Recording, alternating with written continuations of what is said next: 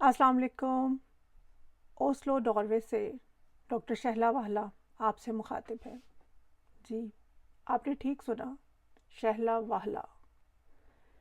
मेरे वालिद साहब ने तो मेरा नाम शहला गोंदल रखा है, लेकिन मैंने इस वुमेंस डे पर अपनी माँ को ट्रिब्यूट पेश करने के लिए ट्विटर पर अपना नाम शहला वाहला रख लिया है, और ट्विटर पर अब यही मेरी पहचान है।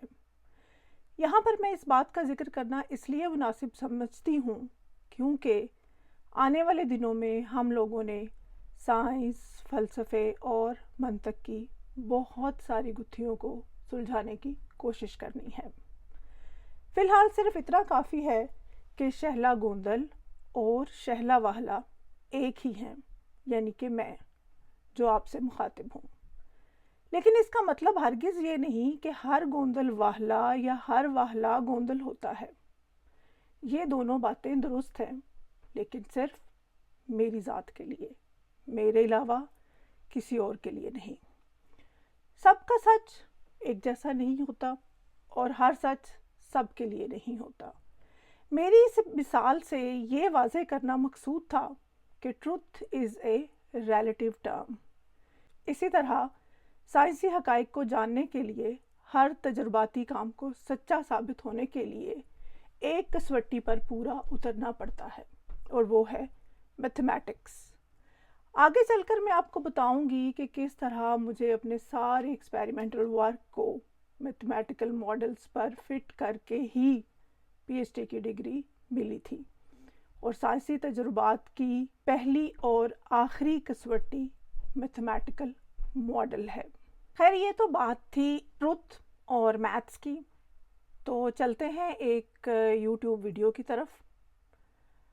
अगली truth behind doctor Abdul Psalms Nobel prize, जिसने अपनी पब्लिशिंग के 5 दिन में 44,000 व्यूज़ पाए, और इसको बनाने वाले हैं कैसर अहमद राजा साहब, जिनके सिर्फ यूट्यूब पर ही 119,000 सब्सक्राइबर्स हैं, यानी कि 119 के सब्सक्राइबर्स। इस वीडियो पर बात तो हम करेंगे ही इंशाल्लाह, लेकिन मैं पहले ये बता दूं कि मैं कैसर अहमद राजा साहब को कितना और कैसे या किस तरह जानती हूँ। पिछले साल की बात है कि ट्विटर पर कुछ ऐसा माहौल था, बकौल मिर्ज़ा सलामत अली दबीर, किस शेर की आमद है कि रन कांप रहा है, किस शेर की आमद है कि रन कांप रहा है, रन एक तरफ चरखे कोहन कांप रहा है। कैसर अहमद राजा साहब के हवारी यानी कि फॉलोअर्स लोगों को बुला बुला कर स्पेसों में उनके मलाखड़े करवा रहे थे, और राजा साहब अपनी बेपनाह खुदादाद सलाहियतों और तर्ज कलाम से सबको चारों शाने चित करते नजर आए। एक आध बार मुझे भी उनकी स्पेस पे जाने का इत्तेफाक हुआ, मुझे माइक भी ऑफ़र हुआ, और मुझे याद है कि किसी स्पेस में मैंने एक्सेप्ट भी कर लिया था। बात की या नहीं मुझे याद नहीं। उनके प्लेटफॉर्म रिवाइवलिस्ट और फिर साहिल अदीम के साथ उनकी गुफ्तगू का भी मुझे इल्म है। अल्हम्दुलिल्लाह मुसलमान होने की वजह से मेरा तबन मिलान इन्हीं लोगों की तरफ होता है जो इस्लाम की बात करते हैं, अल्लाह और रसूल अकरम सल्लल्लाहु अलैहि वसल्लम की बात करते हैं। मुझे इल्म हुआ कि ये 5 लाख साइंसदान और फ़लसफ़ी पैदा करके हमारे दीन के अहद रफ्ता को मोड़ लाएंगे।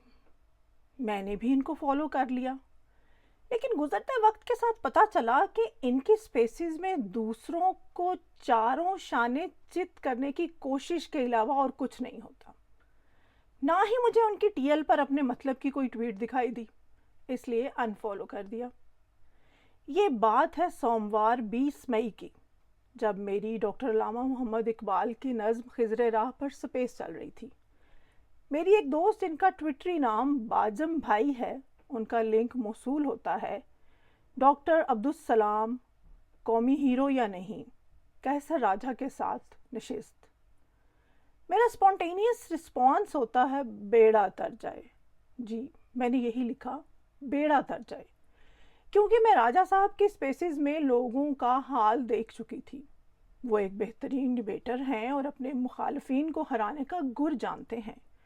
رہی سہی کا سر ان کے ہواری پورے کر دیتے ہیں، دوسروں پر فتوے لگا کر، گالم گلوچ سے اور ڈنڈے سوٹے لے کر ہر اس بندے کے پیچھے پڑ جاتے ہیں جو راجا جی سے اختلاف کرنے کی جرت کرتے ہیں۔ خیر مجھے اس ٹاپک میں کوئی دلچسپی نہیں تھی اور میری اپنی سپیس بھی چل رہی تھی۔ مجھے اقبال کی خضر راہ کسی بھی سیاسی گفتگو سے زیادہ پیاری تھی۔ باجم بھائی کی وہ سپیس 6.5 گھنٹے چلی، جی جناب 6.5 گھنٹے، اور اس میں 3,500 لوگوں نے حصہ لیا۔ 3,500۔ میں نے وہ سپیس نہیں سنی کیونکہ میں اپنی سپیس میں بزی تھی۔ اس دوران باجم بھائی مجھے بلاتی رہیں اور وقفے وقفے سے بے وفائی کے تانے بھی لکھ لکھ کر بھیجتی رہیں۔ میری سپیس بہت اچھی چل رہی تھی اور یہی میں نے باجم بھائی کو لکھ بھیجا، جواب وہی بے وفائی کا تانا۔ اسی دوران میں نے یہ بھی لکھا کہ میں اس سلسلے میں کوئی بات نہ کرنے کا ارادہ رکھتی ہوں، لیکن پھر بھی راجہ صاحب کے دوست جگہ جگہ پر میرا نام لے رہے ہیں۔ سونے سے پہلے میں باجم کی سپیس میں گئی جہاں مجھے یہ سننے کو ملا کہ راجہ صاحب سلام صاحب کے اوپر سائنسی تنقید بھی کریں گے، اور میں نے باجم کو لکھ بھیجا کہ waiting for Salam scientific criticism by Q R. All the best and good night. جمعرات کو مجھے باجم کا میسج ملتا ہے کہ اگر میں فری ہوں تو وہ ڈاکٹر سلام پر سپیس کرنا چاہتی ہیں کہ انہوں نے کیا کام کیا۔ میں نے جواب دیا کہ ٹھیک ہے، لیکن اس وقت میرے سونے کا وقت ہے۔ اس کے ساتھ ہی باجم مجھے ایک سپیس کا لنک بھیجتی ہیں جس کا عنوان ہے ڈاکٹر ڈھکنا عبدالسلام نوسرباز بنارسی ٹھگ چوری پکڑی گئی۔ اس کے اوپر میں ہائے حیرت والا ایموجی بھیجتی ہوں اور انگریزی میں لکھتی ہوں پھر کیا ہوا، ان کو کیا ڈسکس کرنا ہے۔ باجم پھر بضد ہیں کہ وہ جاننا چاہتی ہیں کہ عبدالسلام کون تھے اور انہوں نے کیا کام کیا۔ میں نے انہیں جواب دیا کہ just write his name you will find. باجم نے ہنستے ہوئے جواب دیا ایسے سمجھ نہیں آتی مجھے، میرا مضمون نہیں ہے نا۔ پھر میں نے باجم سے پوچھا کہ ان لوگوں نے کیا بات کی۔ باجم نے بتایا یہی کہ وہ فراڈ تھا، کاپی پیسٹ کیا، ان کی تھیوری لاجیکل ہی نہیں، ڈاکٹر ڈھکن۔ اور میں نے ہنستے ہوئے لکھا اور اس بات کی خبر صرف ان ڈھکنوں ہی کو تو ہے۔ باجم نے لکھا آہو ایوارڈ دینے والے پاگل سی۔ میں نے باجم کو Abdus Salam Nobel prize theoretical physics کا بریٹینیکا کا لنک بھیجا، بریف اینڈ اوتھینٹک۔ اگلے دن میں نے باجم کو اپنا ایک 2 سال پرانا vlog on the birth day of a Pakistani scientist بھیجا، جس میں نے یہ بتایا تھا کہ میں سلام کو کتنا اور کس طرح جانتی تھی۔ مجھے چونکہ بچپن سے ہی کورس کے علاوہ دنیا کی ہر چیز پڑھنے کا شوق تھا، میں نے ڈاکٹر عبدالسلام کے بارے میں پڑھا کہ انہوں نے طبیعیات میں نوبل پرائز لیا تھا۔ طبیعیات اور نوبل پرائز کا مجھے سلام کے نام سے پتہ چلا تھا۔ اس وقت میں 3ری جماعت کی طالبہ تھی۔ اس سے پہلے میں سوچتی تھی کہ میں بڑی ہو کر chief justice of supreme court of Pakistan بنوں گی۔ پھر جب نوبل انعام اور طبیعیات کا پتہ چلا تو سوچا کہ ڈاکٹر عبدالسلام بنوں گی۔ اس سے زیادہ مجھے علم نہیں تھا۔ انہی دنوں میں نے سیرت نبوی صلی اللہ علیہ وسلم کی چھوٹی چھوٹی کتابیں بھی پڑھی تھیں۔ 8 سال کی عمر میں اپنے روحانی آئیڈیل نبی کریم صلی اللہ علیہ وسلم اور سائنسی آئیڈیل ڈاکٹر عبدالسلام بنا چکی تھی۔ مجھے کیا علم تھا کہ ایک دن میرے ان دونوں آئیڈیلز کو آمنے سامنے کھڑا کر کے لوگ لڑ رہے ہوں گے۔ مجھے آج بھی ڈاکٹر عبدالسلام کے مذہب سے کوئی دلچسپی نہیں ہے، لیکن ان کے سائنسی کام کو جھوٹ اور فراڈ کہنے والوں کی عقل پر صرف ماتم کر سکتی ہوں۔ ڈاکٹر سلام اپنے آپ کو احمدی کہتے تھے۔ مجھے بعد میں پتہ چلا کہ احمدی ایک مذہب ہے جو مسلمانوں سے الگ ہے شاید، لیکن ایک 8 سال کی معصوم بچی کا ذہن یہ بات نہیں جانتا تھا۔ اب میں غور کروں تو صرف اتنا کہہ سکتی ہوں کہ ڈاکٹر عبدالسلام پیدائشی احمدی تھے، جیسے ہم میں سے بیشتر صرف پیدائشی مسلمان۔ عبدالسلام نے اس کائنات کے رازوں کو جاننے کے لیے سائنس کو اپنا آلہ کار بنایا۔ وہ الہیات میں ماہر بننے یعنی کہ مولانا یا احمدیوں کے مربی یا ربی بننے کی بجائے سائنسدان بنے۔ عبدالسلام کی زندگی کا المیہ میرے آئیڈیلز کے ٹکراؤ سے شاید بڑا تھا۔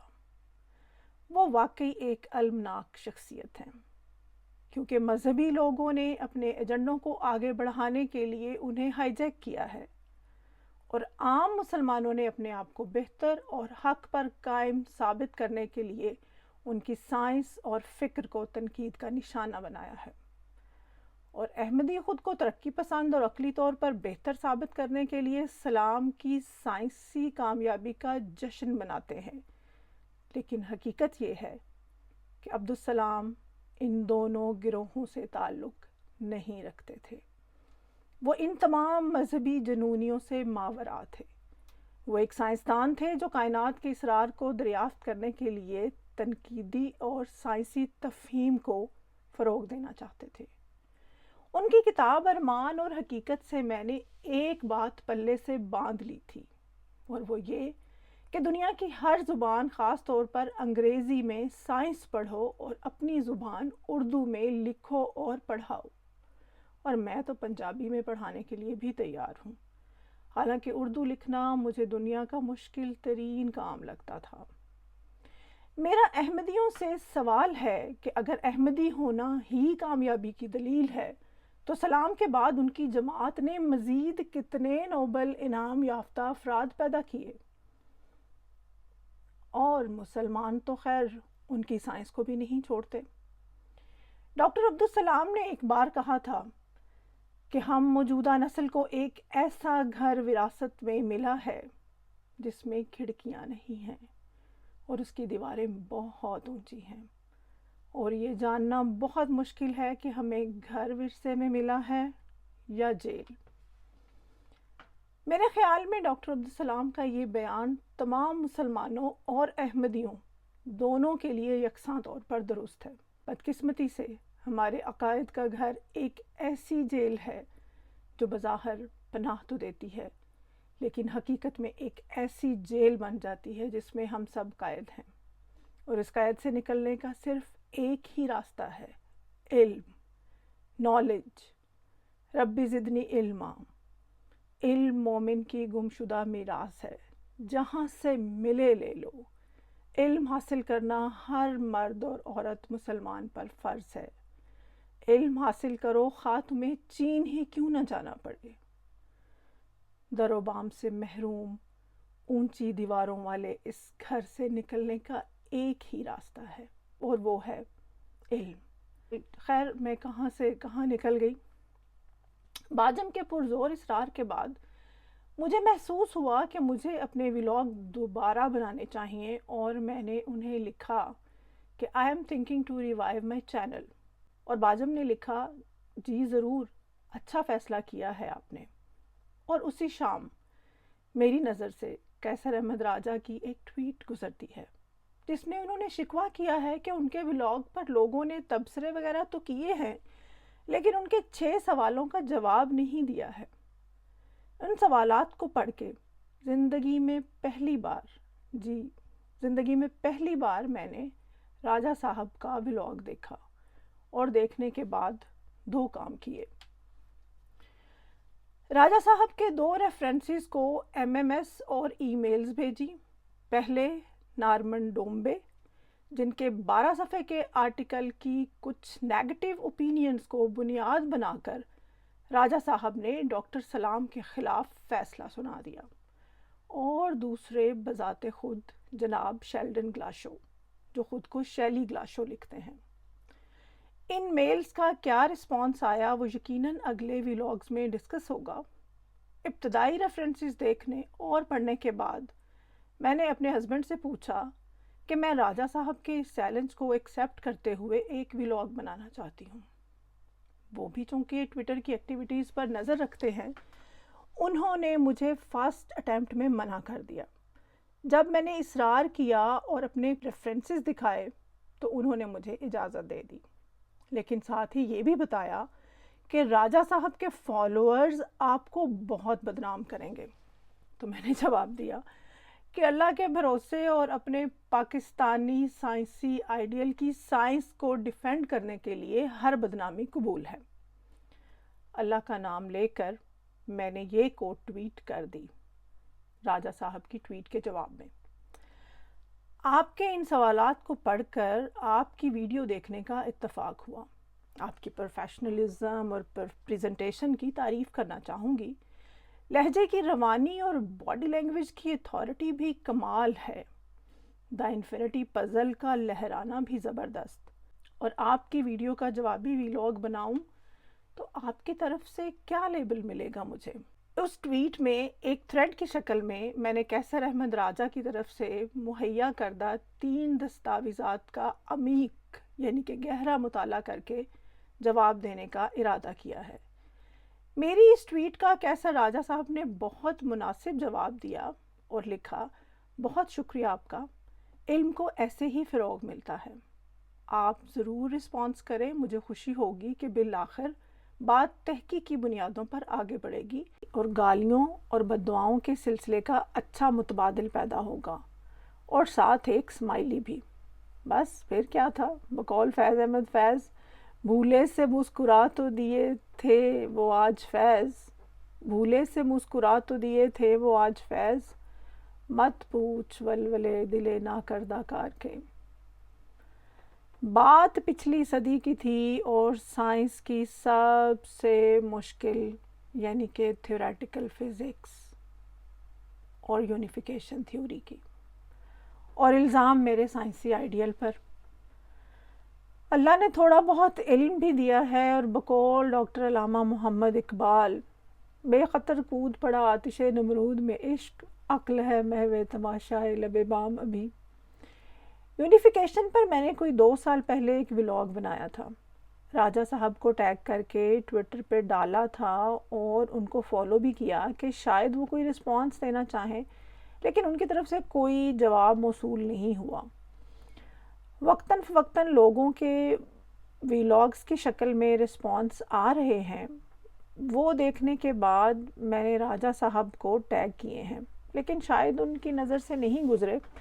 ظاہر ہے کہ وہ مصروف انسان ہیں، کچھ کا انہوں نے رسپانس دیا ہے ریسنٹلی، لیکن بہرحال اتنے بڑے بڑے کاموں کا بیڑا اٹھا رکھا ہے انہوں نے، تو وہ اپنے ٹائم کے مطابق ہی جواب اور رسپانس دیں گے، اور دے بھی رہے ہیں۔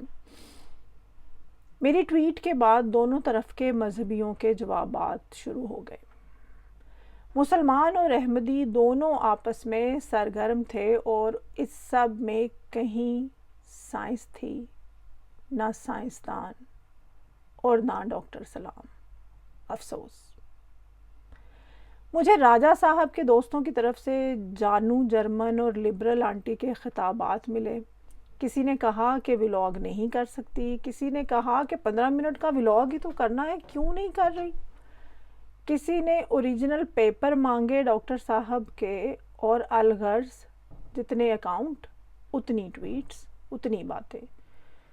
2-4 ٹویٹس میں گوگل کرو گوگل کرو گوگل کرو کا مشورہ بھی دیا گیا، اور پھر میں نے واقعی گوگل کر لیا اور پیچھے مڑ کے نہیں دیکھا۔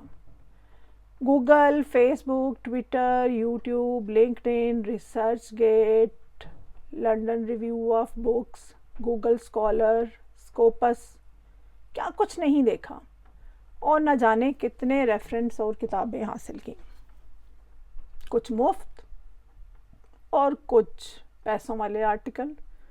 میرے ان تمام شاگردوں کا شکریہ جو مجھے ہر ریفرنس، خواہ وہ کوئی ریسرچ پیپر ہو یا کتاب، کسی جن کی طرح ڈھونڈ کر لا دیتے ہیں، اور میں ان کو پڑھ رہی ہوں۔ اگر میں اپنا اور کیسر احمد راجہ صاحب کا مقابلہ کروں تو میں کسی طور بھی ان کو چیلنج کر کے جیت نہیں سکتی۔ سوشل میڈیا پر ان کے لاکھوں فالوورز ہیں، اور میں صرف سائنس سے محبت کرنے والی آج کل اپنے بچوں میں مصروف گھریلو زندگی گزارتی سیدھی سادی ماں، ریسرچ کو چھوڑے ہوئے 10 سال ہو گئے ہیں۔ صرف پاکستان کی ایک انجینئرنگ یونیورسٹی میں آن لائن پڑھاتی ہوں یا کبھی کبھی یوٹیوب پر ولاگ بنا لیتی ہوں۔ میرا اور راجا جی کا کوئی مقابلہ نہیں ہے، لیکن بات چونکہ فیکٹس کی ہے تو بات تو ہوگی۔ اگلے ولاگ میں میں راجا صاحب کے تینوں ریفرنسز اور ان کے آتھرز پر بات کروں گی۔ میں یہ نہیں جانتی کہ یہ سلسلہ کتنے ولاگز پر مشتمل ہوگا، مجھے کوئی جلدی بھی نہیں ہے، لیکن ہر بات کا جائزہ لیا جائے گا۔ میرے ریسورسز ناروے کی سب سے سستی دکان سے خریدی گئی کاپیاں، لیڈ پینسلیں، ایک موبائل فون، انٹرنیٹ کنیکشن اور نایاب مواد مہیا کرنے کے لیے میرے شاگرد، اور اللہ کے نام کے ساتھ ایک ارادہ۔ یونیفیکیشن میرے دل کے قریب ہے، کیونکہ اس کے بعد میرے اخلاص کا سفر شروع ہوتا ہے۔ یونیفیکیشن از ایکچولی پیوریفیکیشن، اور اس پیوریفیکیشن کے لیے، اس یونیفیکیشن کے لیے میں اپنے علم کو بڑھانے کے لیے کسی بھی حد تک جا سکتی ہوں، اور آپ لوگوں کے ساتھ اپنے تجربات کو شیئر کرتی رہوں گی۔ اگلے ولاگ تک اجازت چاہتی ہوں۔ آپ کی اپنی ڈاکٹر شہلا۔ اللہ حافظ۔